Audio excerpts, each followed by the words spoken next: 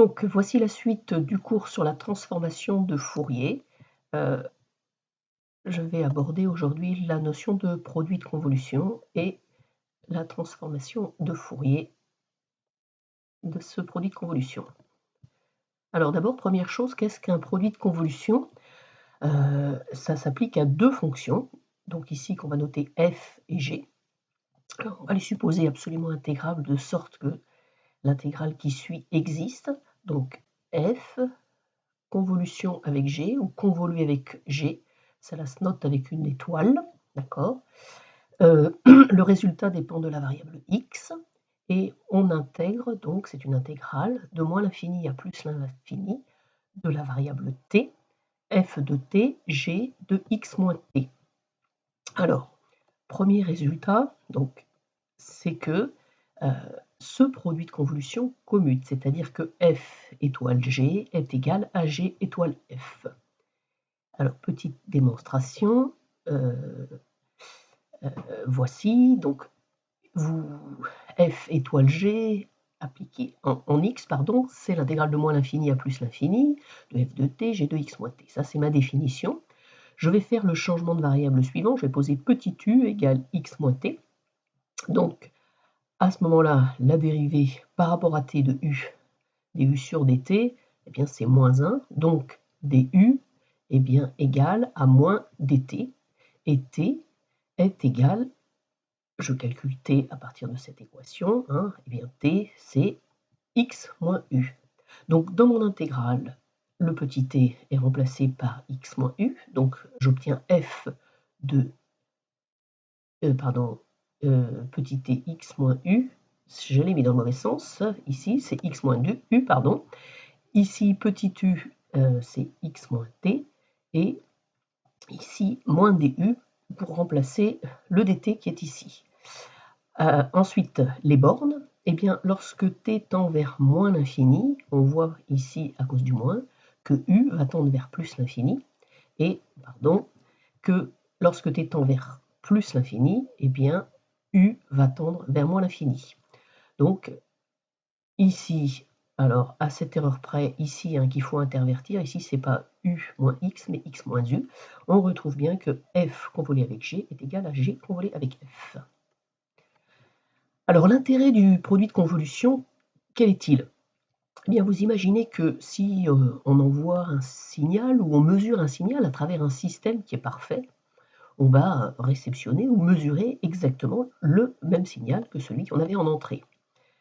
En revanche, si on envoie un signal avec un système de mauvaise qualité ou de qualité non parfaite, c'est dans ce sens-là qu'il faut entendre le mauvaise qualité, eh bien, à l'arrivée, on va obtenir un signal qui sera déformé. Les déformations, eh bien, les déformations sont dues au défaut du système, d'accord, quelque chose qui va être déterministe, toujours la même chose, plus quelque chose qui va être aléatoire, donc ce que j'ai noté comme bruit aléatoire. Donc mathématiquement, les défauts du système, on va les représenter par un produit de convolution. Alors, je vais essayer de détailler un petit peu ce que je veux dire par là, en prenant un exemple. Je prends un expérimentateur qui veut mesurer une intensité lumineuse sur un écran. Donc cette intensité lumineuse, mettons que ça a la valeur f de x. Donc x, c'est mathématique, c'est un point, ça correspond à un point. Pour mesurer ce signal, cette intensité lumineuse, on va utiliser un détecteur et on va le positionner au point x. Mais évidemment, la notion de point, c'est quelque chose de purement mathématique, et donc le détecteur, lui, ne va pas mesurer juste l'intensité en un point, mais en quelque chose d'un petit peu plus large. Alors, je raisonne en dimension 1, ce serait pareil en dimension, normalement ce serait plutôt de la dimension 2 qu'il faudrait considérer. Donc, au lieu de considérer en un point, en fait, je mesure autour du point, c'est-à-dire entre x moins l et x plus l. Et puis le petit l, ici, ça va dépendre de la précision de l'appareil. Et donc, en fait, au lieu de mesurer f de x, ici, je mesure la moyenne autour du point x et non la valeur exacte en petit x. Et plus elle est petite, meilleure est la mesure. Alors ici, pour expliquer, Ici, j'ai mon point X, je voudrais mesurer f de x.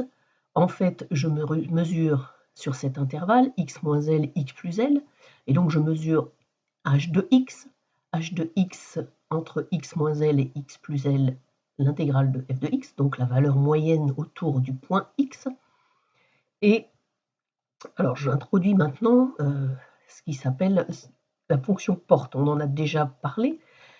Ici, cette fonction porte, nous avons parlé de la fonction porte sans indice jusqu'à maintenant, mais on va considérer celle-ci. Donc la fonction porte indice 2L, elle vaut 1 sur 2L si la variable t est comprise entre moins L et 0 sinon. Donc le graphe de cette fonction, vous voyez, 0 jusqu'à moins L, ensuite 1 sur 2L, et puis 0 dès que t est plus grand que L. Alors, on va calculer le produit de convolution. Alors ici, il manque le petit f, hein, ça a été coupé, convolué avec la fonction porte qui est ici. Donc f convolué avec cette fonction porte ou cette fonction impulsion ici. C'est quoi? C'est l'intégrale de moins l'infini à plus l'infini du f de t de la fonction porte ou impulsion pour x moins t dt. On sait aussi qu'on peut l'écrire dans l'autre sens, c'est-à-dire commencer par porte de t et f de x moins t. C'est dans ce sens-là que je vais le prendre, parce que la fonction porte, elle a ceci de particulier, c'est que pour dt plus petit que moins L, elle est nulle, pour dt plus grand que L, elle est nulle. Donc en fait, mon intégrale, mon support là, de la fonction porte, il est très réduit, et donc l'intégrale en fait se réduit à l'intégrale entre moins L et L. Ici j'ai remplacé la fonction porte par 1 sur 2L, et j'ai toujours ma fonction f de x moins t dt.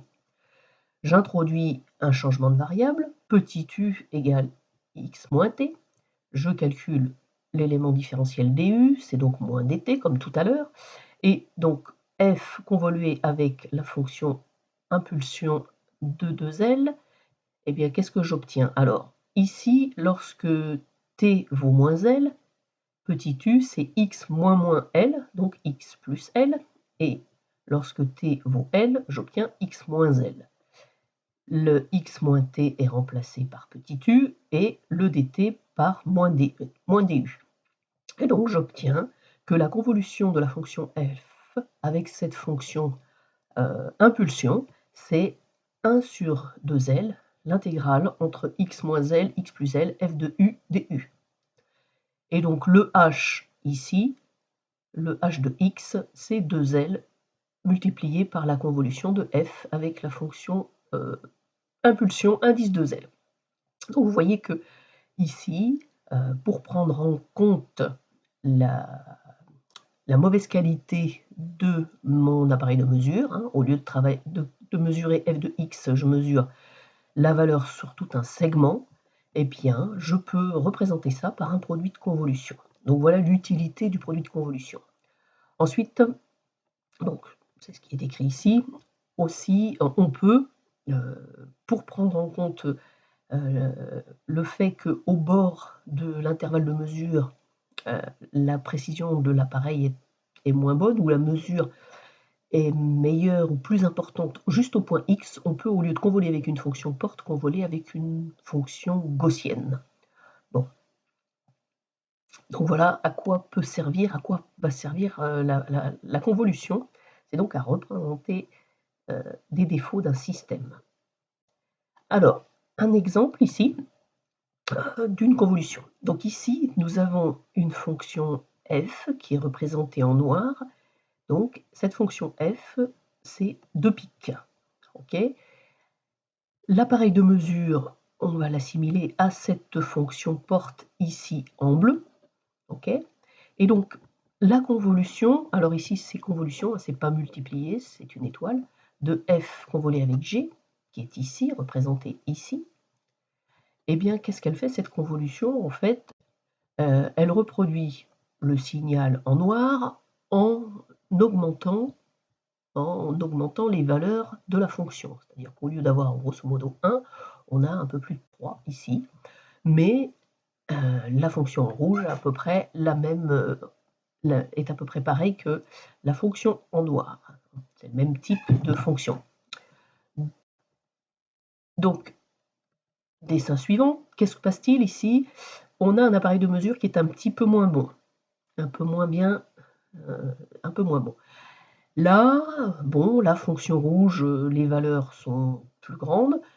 On a pratiquement la fonction noire. Bon, ici, par contre, ça commence à être un peu moins bien résolu. On va moins bien mesurer, hein. Ici, on devrait obtenir 0. On voit que la fonction rouge ne sera pas nulle ici. Et on amplifie le phénomène. On élargit la fonction porte. Vous voyez que là, c'est de moins en moins bien résolu, jusqu'à avoir ceci. La fonction porte est beaucoup trop large. Et là, au lieu d'avoir les deux pics à fonction en noir, eh bien on voit que quand on va effectuer la mesure, on va passer complètement à côté de la présence des deux pics. Hein. On va mesurer ceci.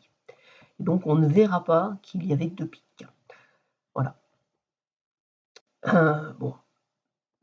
Là, c'est un dessin animé de la fonction, d'une convolution de la fonction porte avec elle-même, pour voir ce que ça peut donner. Donc voilà, ça est extrait de Wikimedia. Donc convolution d'une fonction porte avec elle-même, ça donne la fonction ici qui est en triangle, souvent notée avec un lambda.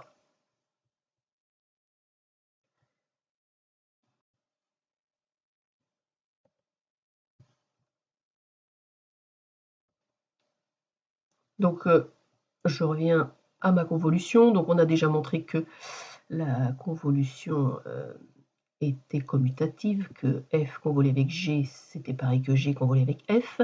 Un résultat que nous allons, là pour le coup, nous allons l'admettre, eh bien c'est que, la transformée de Fourier d'une convolée, donc de f, produit de convolution de f avec g, ça transforme le produit de convolution en un produit classique. Donc transformation de Fourier de la convolution de f avec g, ça donne f chapeau, g chapeau, f et g chapeau étant bien sûr les transformés de f et g. Donc bien sûr c'est sous réserve que f et g admettent des transformés. Alors, tout à l'heure on a parlé d'une fonction porte indice de z. On va généraliser la notion avec la fonction dite impulsion pour un paramètre t. Donc je vais noter ma fonction impulsion indice t, la fonction qui vaut 1 sur t si t est compris entre moins t sur 2 et t sur 2 et 0 sinon. Donc ça donne des fonctions du type de ce qu'on a vu tout à l'heure. Et lorsque le paramètre t va tendre vers 0, on va montrer que cette fonction, enfin on sait que cette fonction tend vers une valeur limite pour t égale 0. Alors, ça, c'est des graphes de fonctions portes qu'on vient de dessiner. Alors, on ne les voit pas très bien. Je pense que mon image qui suit...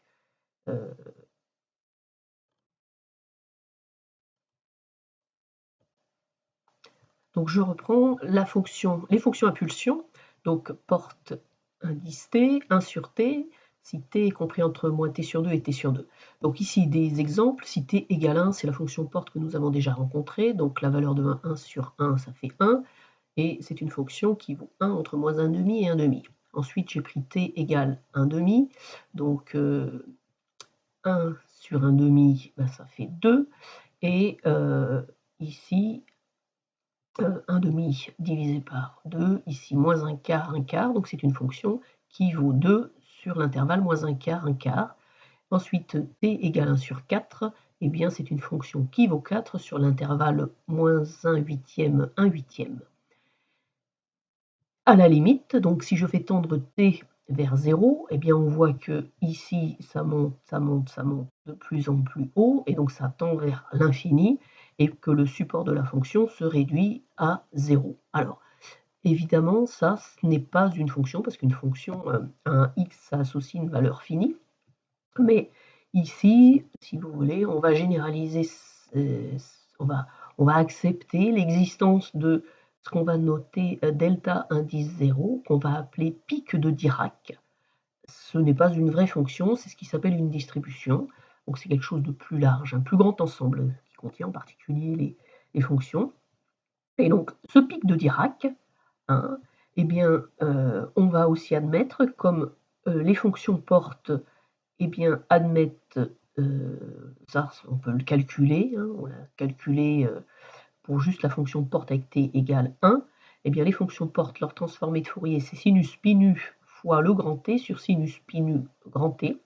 Eh bien nous allons admettre que le pic de Dirac, delta 0, admet une transformée de Fourier qui est la limite de cette fonction lorsque t tend vers 0. Et donc, j'ai fait un petit rappel, sinus x sur x, la limite lorsque x tend vers 0, on peut le noter comme la limite d'un taux de variation, sinus x moins sinus 0 sur x moins 0. Donc ça, c'est la définition de la dérivée. Donc c'est cosinus de 0 en 1, et donc c'est 1. Et donc, la transformée de Fourier de notre fonction, de notre pic de Dirac, c'est 1. Donc, lorsque le paramètre t tend vers 0, la fonction tend vers une valeur limite pour t égale 0.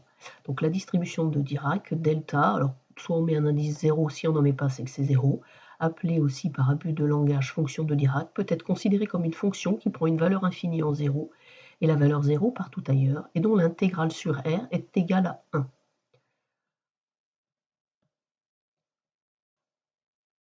Alors,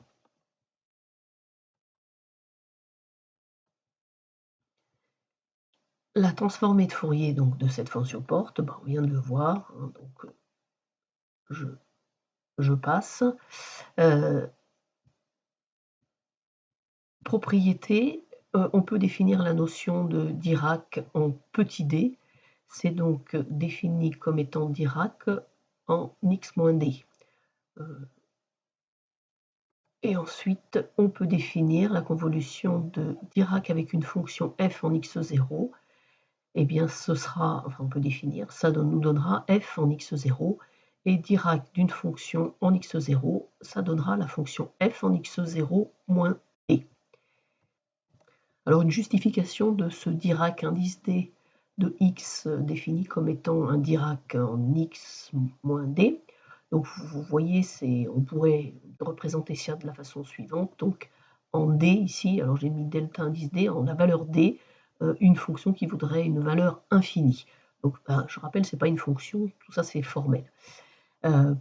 Donc je vous ai dit que Dirac en 0 appliqué à f au point x0, c'était f de x0. Alors ce n'est pas une véritable démonstration, mais tout ça, pour prouver formellement ça, eh bien si on passe en Fourier, Fourier de delta indice 0 convolé avec f, c'est donc produit de convolution transformé par un produit, donc c'est la transformée de Fourier d'un Dirac en 0 fois la transformée de f, et donc là on a dit que la transformée de Fourier d'un Dirac c'était 1, donc j'obtiens juste f chapeau.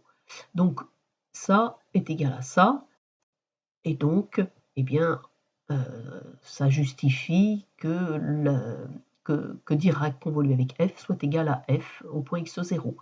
De la même façon, un Dirac en petit d convolé avec f, eh bien, si vous prenez la transformée de Fourier, donc on obtient la transformée de Fourier du produit de convolution, c'est le Dirac indice d fois f chapeau. Ici, je vais utiliser la formule du retard. La formule du retard me dit que la transformée d'une fonction comme ceci, ça revient à multiplier par une exponentielle moins i2 pi nu d fois le Dirac en 0. Et donc, la transformée de Fourier du Dirac indice d convolé avec f, eh bien c'est ceci ici, puisque ça vaut 1, multiplié par f chapeau.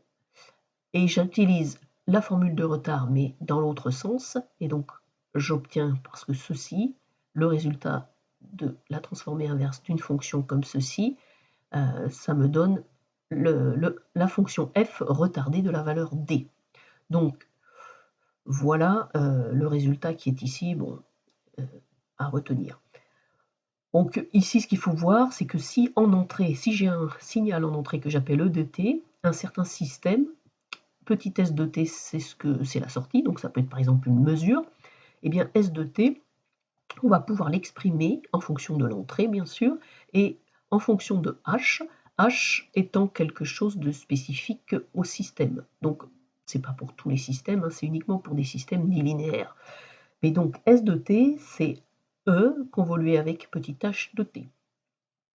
Et donc, Si on connaît E et H, on va connaître S, ou de la même façon, si on connaît S et H, on pourra en déterminer E. Exemple, eh bien, un système où le petit h, c'est 2 fois un delta 0, donc 2 fois un Dirac, eh bien, S de t, en sortie, la sortie, ce sera 2 fois E, hein, pardon. Donc 2 fois l'entrée, c'est-à-dire que c'est une amplification de l'entrée. Si,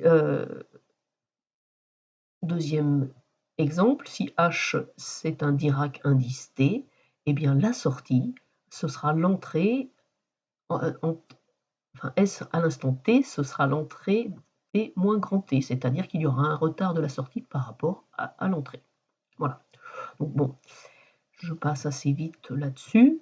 Ce que nous allons beaucoup utiliser, alors, donc nous avons vu comment calculer certaines transformées de Fourier, donc on ne va pas les recalculer. Donc on dispose maintenant d'une table. Ici vous avez la fonction, ici vous avez sa transformée, donc par exemple les fonctions impulsion, transformée des fonctions impulsion, la fonction porte ici, exponentielle, nous l'avons déjà calculé, enfin bon, différents exemples, et ici le pic de Dirac. Alors ce tableau, il faut comprendre qu'on va l'utiliser dans les deux sens, d'accord? J'ai f de x, je suis capable d'avoir ici sa transformée de Fourier, et inversement, j'ai cette fonction, et bien je sais que au départ, la fonction f de x, c'est celle-ci. Donc on jouera avec ce tableau dans les deux sens pour résoudre certaines équations, et nous allons en particulier résoudre des équations différentielles, des équations intégraux différentielles, et on peut aussi, dans certains cas, résoudre des équations aux dérivées partielles. Voilà. La dernière page, eh bien, c'était sur le logiciel XCAS. Donc ça permet de calculer facilement les coefficients de la décomposition de Fourier d'une fonction périodique. En revanche, la transformation de Fourier, c'est moins évident. Alors j'ai quand même mis un exemple. Donc ici, c'est la fonction porte. Et bien, le calcul de la transformée de Fourier, bah, c'est fait ici. Mais bon, ça n'est pas simplifié, c'est pas. Donc, et par exemple ici, pour l'exponentielle de moins valeur absolue de x, le calcul n'a pas été fait. Donc voilà, donc bon, ce n'est pas un outil très performant pour ce. Donc XCAS ne semble pas très performant pour calculer les transformées de Fourier. En revanche, pour la décomposition, pour les calculs des coefficients, oui, là ça marche bien.